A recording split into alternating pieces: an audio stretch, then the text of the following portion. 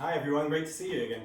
My name is Oli and I'm a professional cooking teacher at Pearson School of Culinary Arts in Montreal, and today I would like to share my banana bread recipe with you guys. So let's get right into it. What do we need today? Underneath the video you have the recipe, and in the way of equipment we're going to need a bread tin or loaf pan. You could also make this as banana muffins and use a muffin tin if you have it.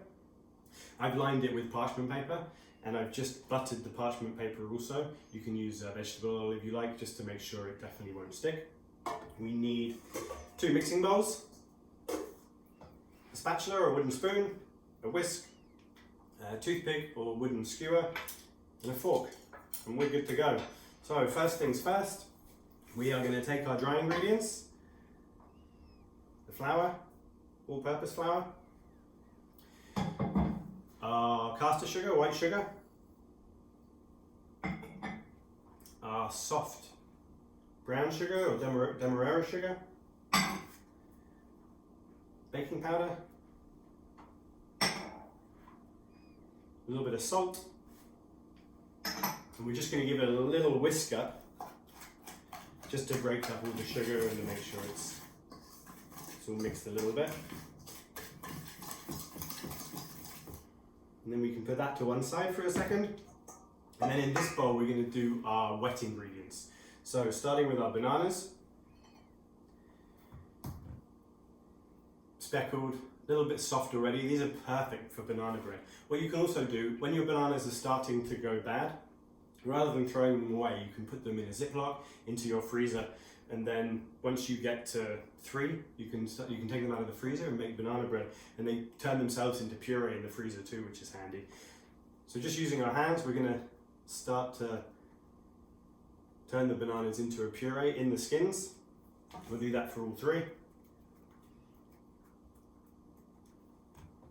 And then if your bananas also aren't quite ripe and you want to make banana bread, and you know the day before that you want to make it, you can do this the day before, and it's going to help to speed up the ripening process. You don't want to do it with hard bananas. It's not going to be a very tasty banana bread.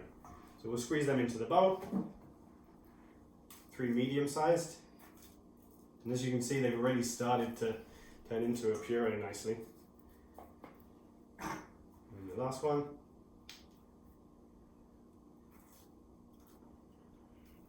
So, and then we're going to take our fork and we're just going to carry on the mashing process.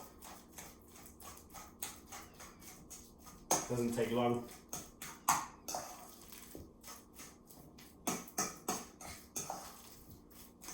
The riper the bananas are, the easier it is to make the puree.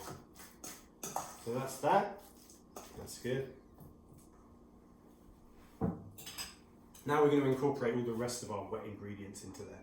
So we're going to take our vanilla extract. You could use fresh vanilla if you like. 1 pod, scrape out the seeds would be good. Vegetable oil. You could also use canola if you have canola.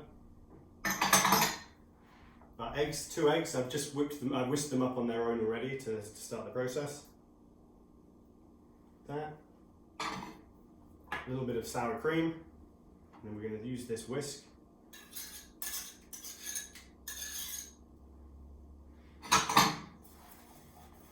Okay, and then now we're going to start to really mix in those wet ingredients. We want everything incorporated, and then just twisting the whisk to make sure that the bananas are really pureed. It doesn't matter if you have a couple of lumps, it's actually quite nice in the bread, it gives a different texture. So, we have our dry, we have our wet. We're going to turn the oven on to 350 degrees. And then what we want to do now, we're going to incorporate the wet into the dry. So we're using our plastic spatula or spoon. Going to mix this in. Starting to smell pretty good already. And then we don't want to beat it too ferociously. We're going to just fold it. So doing like a figure of 8 motion.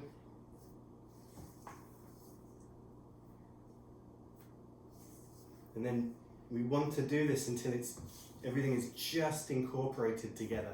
We don't want to overwork it. It's going to create a heavy cake.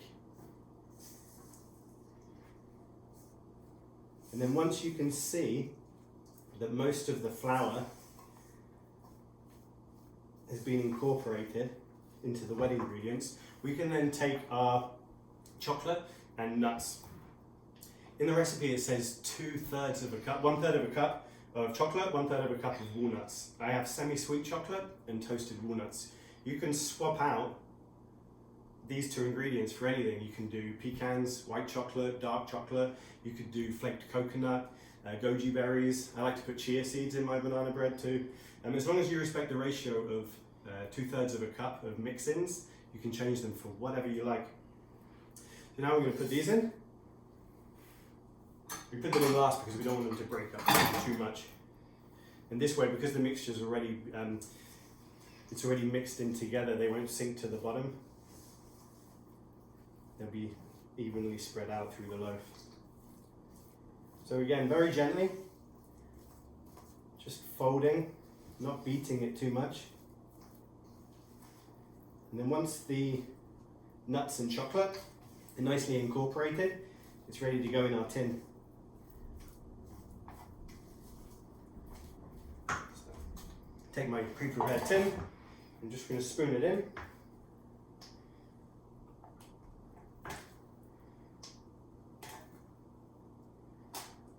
Like this.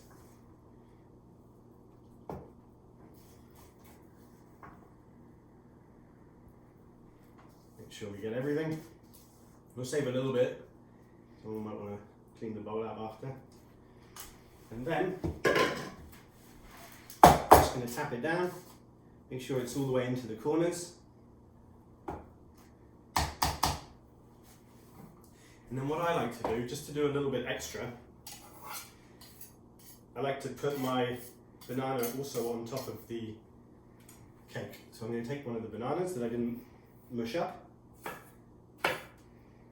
Peel. And then I'm going to take a couple of rounds, a couple of discs straight down. And then I'm going to put these, I'll show you afterwards, I'm going to put these onto the top in a nice decoration so that it looks like a nice presentable cake afterwards.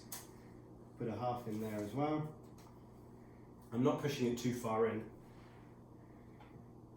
And that's good, this one I'll eat. I'll take some half rounds, half moons.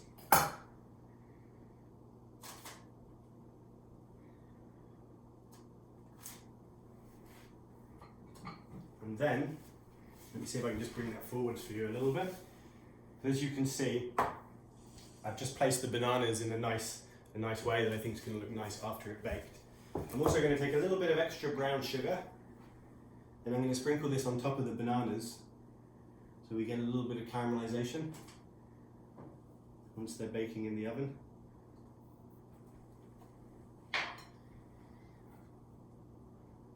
Okay, this is ready to go in the oven. The oven's at 350 degrees. It's going to take between 50 to 60 minutes. I'm going to put that in the middle shelf. And in fact, I'm going to put the banana bread tin on another tray. This is going to stop the from direct heat going into the bottom of our loaf tin and maybe browning too much. Put that in. I have a timer set and I have one that I've made just before so you guys can see it. You see how nice it is with the bananas that were sliced on top? So, what you do after 50 minutes, you're going to take your toothpick or your skewer, you're going to put it into the center, we're going to pull it out, and if it comes out clean with no raw batter on it, it's cooked, it's ready to go. If some raw batter does come out, give it another 5 minutes, test it again. If it's still not cooked, another 5. Do it in increments of 5 minutes each time so you don't overcook it by mistake. And then, because we put the parchment paper on, it's very easy to take out. I'm going to show you guys. That would be lovely just with a cup of tea and a slice. It would be really nice. But, like I say, we always want to do a little bit more. So I'm going to show you how you can quite simply turn it into a pretty plated dessert. So we're going to take a nice slice of our banana cake.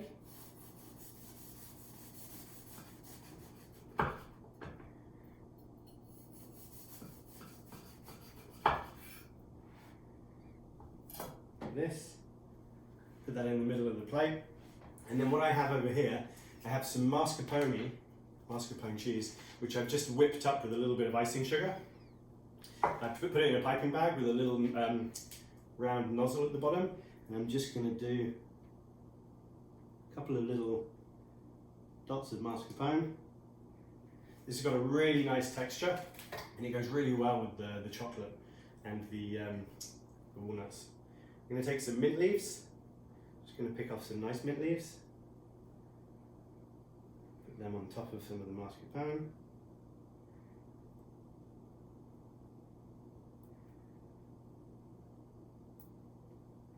This is the fun part. Not too fun, isn't it, really? I like the plating part. So like that, maybe just a couple. Take a little bit of icing sugar. Just dust a little bit on top. And then, if I can bring that to the camera a little bit, here we have our walnut and milk chocolate banana cake with whipped mascarpone, mint and icing sugar. Enjoy, happy cooking, and I look forward to seeing you all again. Take care.